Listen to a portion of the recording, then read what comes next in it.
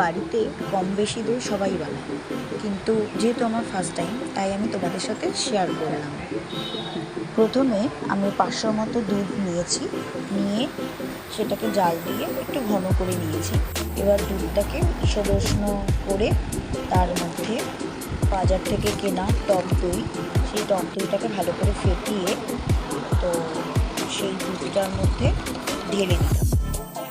এইবার আমি 3টে কাচের কন্টেনারের মধ্যে ঢেলে দিলাম। ঢেলে ভালোভাবে চাপা দিয়ে দিলাম যাতে বাতাস না ঢুকতে পারে, সেভাবে ভালোভাবে চাপা দিলাম। এবার 5 থেকে 6 ঘন্টা রেস্টে রেখে দিলাম।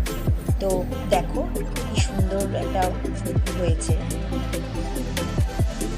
এইবার আমি সেই 3টে কন্টেনারকে ফ্রিজ আপ করলাম, একটু ফ্রিজে রেখে দিলাম। ফাইনালি দেখো কত সুন্দর হয়েছে। কতটা আমি ফার্স্ট টাইম বানালাম, ভেবেছিলাম যে কেমন না কেমন হবে, কিন্তু দেখছি খুব সুন্দর হয়েছে, দারুণ হয়েছে। এই দেখো টক দই দিয়ে ঘোলও বানিয়ে ফেললাম। তো টাটা।